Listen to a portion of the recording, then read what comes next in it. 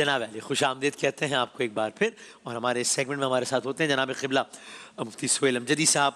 السلام علیکم. وعلیکم السلام ورحمۃ اللہ یہ دیکھیے وبرکاتہ. 18واں روزہ آ گیا دیکھتے دیکھتے. یعنی سیکنڈ اشرا بھی اب گزرنے کو سیکنڈ تو ہے، بہت ہی تیزی سے گزرا ہے. پتہ ہی نہیں چل رہا. تو اب تو یعنی اگر 29 وہ ایک پریڈکشن آئی ہے، وہ ایک متعلقہ شخصیت کی، اس لیے میں کہہ رہا ہوں کہ اگر ہے 29 ہی تو پھر 11 نشریے اور ہیں. نہیں، تیاری تو یہی لگ رہی ہے نا، ایسے ہی لگ رہا ہے نا، آثار یہی لگ رہے ہیں. صحیح ہے اب صحیح. وقت سے پہلے کچھ نہیں کہتے، ہاں ہاں لیکن تیاری بظاہر ایسا. جی ہاں، اور بیان کے بعد اور لگنے لگا ہے کہ شاید وہی معاملہ ہے. دیکھتے ہیں.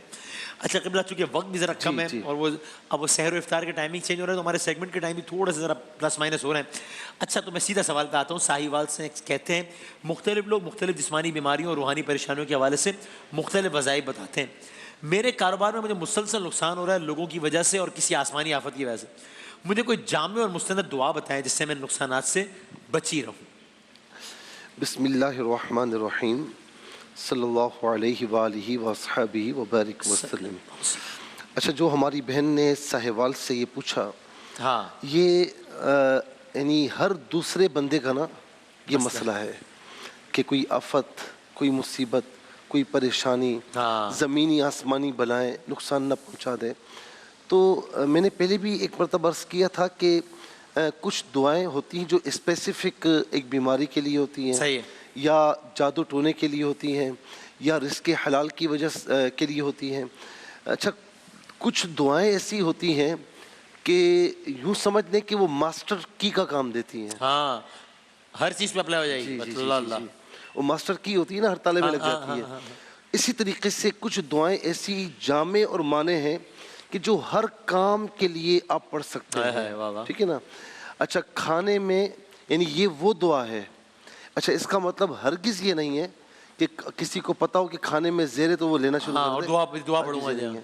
لیکن میں نے روایات پڑھی ہیں کہ کھانے میں زہر بھی تھا، کسی نے یہ دعا پڑھ کے کھانا کھایا ہے تو کچھ نہیں ہوا. ان کا توکل جو ہے نا اس نہج کا تھا، ہمارا توکل وہ نہیں ہے. اچھا، اسی طریقے سے کوئی آفت زمینی آسمانی ہو وہ نقصان نہ پہنچائے، یہ دعا مہر ہے. اب یوں سمجھ لیں، اور بڑی عام سی دعا ہے، بڑی عام سی دعا ہے. جی جی جی، یہ ہر ایک کو تقریباً یاد ہوتی ہے. جی، بسم اللہ الرحمن الرحیم. یہ سنن ابو داؤد کی بھی حدیث پاک ہے اور جامع ترمذی کی بھی حدیث پاک ہے. ٹھیک. حضور نبی کریم علیہ الصلوۃ والسلام یہ دعا ہمیں سکھلا رہے ہیں. بسم اللہ الرحمن الرحیم. بسم اللہ الذی لا یضر مع اسمہ شیء فی الارض ولا فی السماء وہو السمیع العلیم. اس کا ترجمہ میں عرض کیے دیتا ہوں. بسم اللہ، اللہ کے نام سے شروع. الذی لا یضر مع اسمہ شیء، کہ وہ جس کے نام کی برکت سے کوئی چیز نقصان نہیں پہنچا سکتی. فی الارض، زمین میں، ولا فی السماء، اور نہ آسمان میں، اور ہوا وہ یعنی اللہ، السمیع سننے والا، العلیم جاننے والا. اب میں ایک ساتھ ترجمہ کیے دیتا ہوں.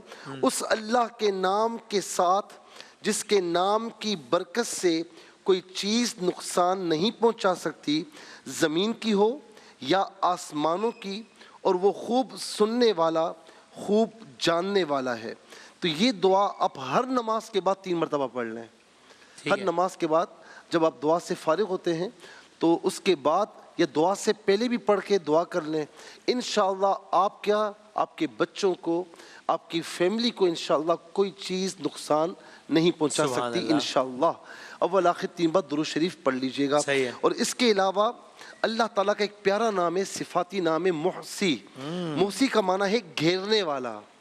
اچھا، وہ حصار والا معنی جی جی، جس نے ہر ایک کو گھیرا ہوا ہو، ہر ایک اس کے حصار میں ہو اور وہ کسی کے حصار میں نہ ہو. جی، تو یا محصی، یا اللہ، اے گھیرنے والے، اے اللہ.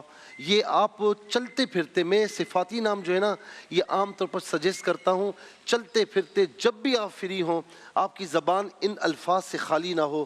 آپ دیکھیں کہ اللہ رب العالمین کتنی برکتیں آپ کو عطا فرماتا ہے. اور ایک بات کہوں گا، جیسے میں نے پہلے عرض کیا تھا وسیم بھائی کہ جو دعا میں جلدی کرتا ہے نا اس کی دعا قبول نہیں ہوتی. یہ حدیث پاک ہے. اسی طریقے سے یہ وظیفہ بھی دعا ہے. آپ غافل دل کے ساتھ پڑھیں گے, ترجمے کو مد نظر نہیں رکھا, ادھر ادھر دیکھتے ہوئے پڑھا, پڑھ لیا پھر آپ وہی بھول ہے. جائیں, پھر کچھ بھی نہیں ہونا.